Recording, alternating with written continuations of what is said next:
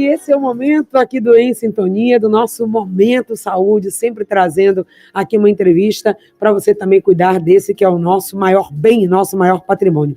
E hoje o programa Em Sintonia recebe de volta aqui ele, que é um parceiro nosso, parceiro de vida, inclusive, e também parceiro aqui do nosso trabalho, que é o Ezequiel Oliveira. Ele que é físico, ele é mestre em medicina, supervisor de radioproteção e diretor do Saúde no Ar, esse projeto que faz a parceria aqui com a gente, para falar sobre radiação e seus riscos para a humanidade. Bem-vindo, Ezequiel, estávamos já aqui à sua espera. Bom dia, Patrícia, bom dia, Marcos, bom dia a todos os ouvintes e internautas, paz e luz para todos. Exatamente, quem está nos acompanhando aqui pela 106.1 e também aqui pelo nosso Instagram do Em Sintonia. Você que também está acompanhando a gente, deixa a sua pergunta e o seu comentário. E nós estamos falando hoje aqui sobre esse assunto, gente, por quê? Não sei se vocês sabem, mas vão ficar sabendo que o dia 26 de abril é o dia em que a gente comemora um dos principais, talvez o mais sério, mais grave dos acidentes, né? Que aquele, quem não lembra, né? De Chernobyl, aquele acidente. Então, amanhã vamos estar relembrando o dia 26. E a nossa produção trouxe esse tema aqui, relembrando essa data, que foi uma data marcante, para a gente entender um pouco, mas afinal, o que é radiação? Nada melhor que o físico para responder isso para a gente. Pois bem, Patrícia, geralmente a população ela faz um estardalhaço quando fala de radiação, né? Mas é preciso a gente compreender que existe a radiação ionizante e a radiação não ionizante. Fazer alguns esclarecimentos. Veja, qualquer forma de propagação de energia em um meio é radiação. Por exemplo, as ondas do rádio, tá vendo que está chegando lá em cada um dos rádios sintonizados na 106.1, é uma forma de radiação. Só que aí o comprimento desta onda é muito grande, comparado quando a gente fala de uma radiação de um raio-x, por exemplo. O comprimento de onda é muito pequeno. E o que faz um e o outro, a diferença de um do outro é que o raio-x, por exemplo, que quando você vai fazer um raio-x do tórax, aquela radiação é uma radiação considerada ionizante. Já as ondas do rádio não é uma radiação ionizante. Então, é preciso fazer esse esclarecimento. Então, nós estamos imersos em um campo enorme e muitas radiações. O telefone celular, o micro-ondas em casa, enfim, até no nosso corpo, Patrícia, você vai encontrar no piso. São muitas coisas que nós estamos inseridos. Inclusive, nós temos constituições de elementos radioativos no próprio organismo. Então, você tem a radiação, ela tem os seus benefícios. Nós somos constituídos, esse mundo é constituído de muitas radiações. Agora, é preciso compreender o que é a diferença entre uma radiação ionizante e a radiação não ionizante. Aí o cuidado maior, eu acho que daqui para frente a gente pode começar a concentrar-se nas radiações ionizantes. Então, por exemplo, quando você traz o acidente de Chernobyl, ali numa usina nuclear, ali a gente está falando de intensidade de radiações ionizantes. Quando a gente fala, por exemplo, em radioterapia, é uma modalidade de tratamento de câncer, ali a gente está falando de radiação ionizante.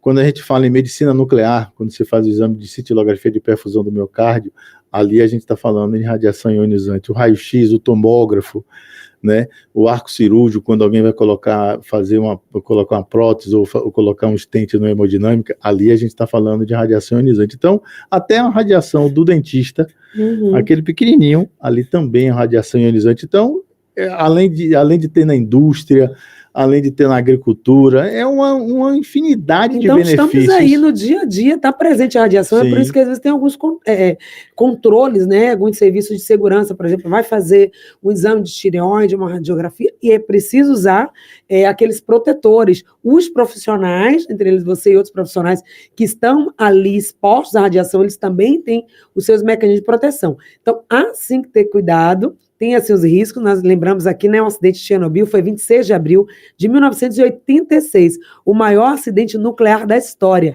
Foi a explosão de um dos reatores da usina nuclear de Chernobyl, que fica no norte da Ucrânia. E aí, o que isso traz para a gente hoje? Estamos aí, no dia a dia, em contato com a radiação. Mas será que é só prejuízo? É só acidente? É só coisa para temer? Podemos falar também dos benefícios da radiação. Muito bem. O que é que a gente pode compreender como benefício? Na área da saúde, por exemplo, formação de imagem, a gente usa radiação ionizante.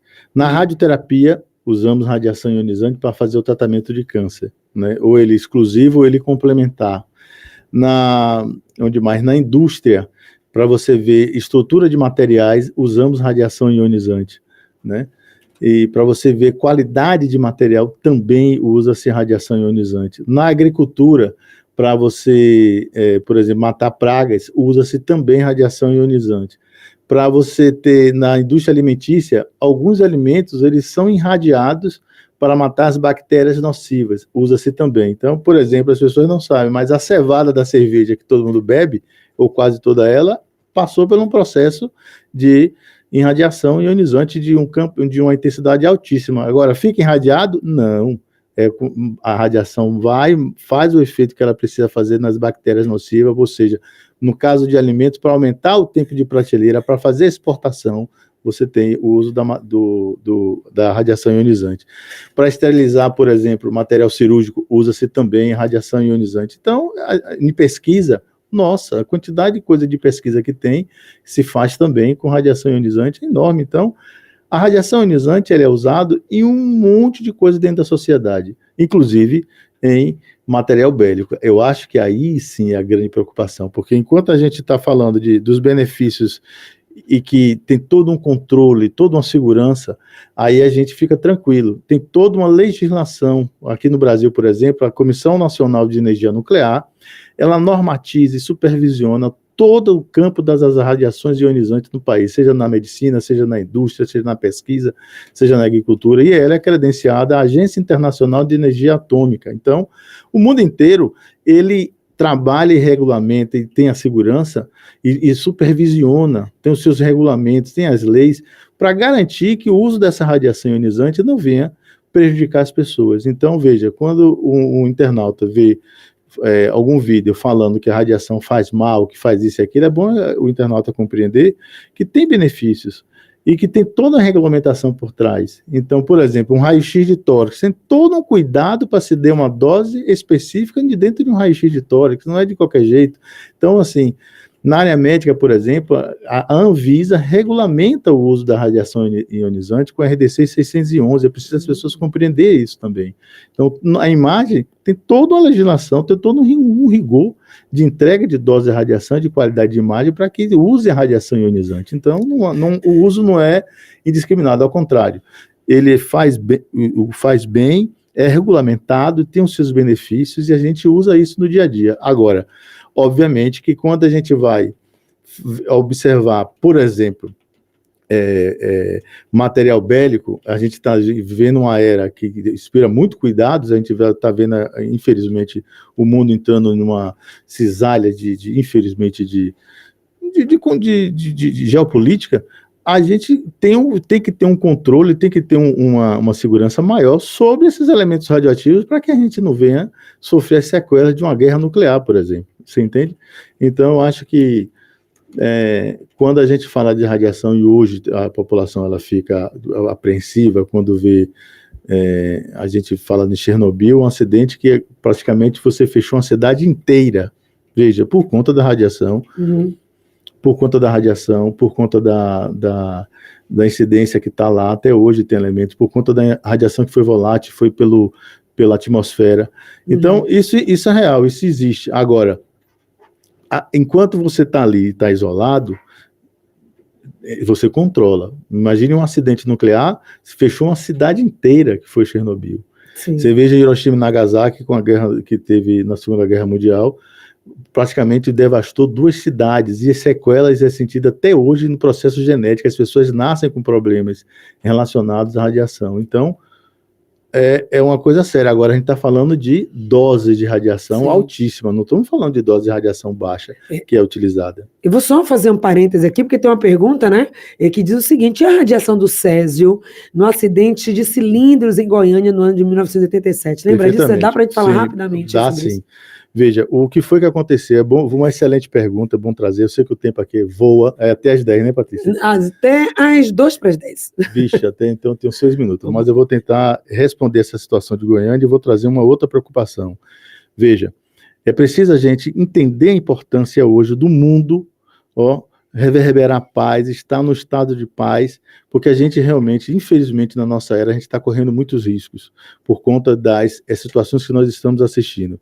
Por exemplo, essa situação de Goiânia foi um acidente. Houve um acidente em Goiânia, contaminou bairros inteiros, foram fechados bairros inteiros até ter todo um controle e abrir os bairros.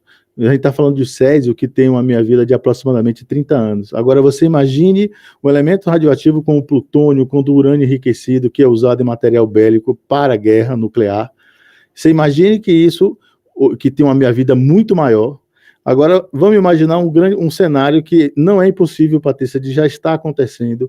Por exemplo, em Israel e Irã, na guerra que está acontecendo, drones foram abatidos no ar. Se esses drones estiverem levando material radioativo, por exemplo, não tem como se controlar. Ou seja, as pessoas vão estar contaminadas naquela região onde cair, e aí a gente vai ter algo parecido como Goiânia. Então o mundo tem que acordar. O mundo e os líderes mundiais precisam compreender que esse risco é real.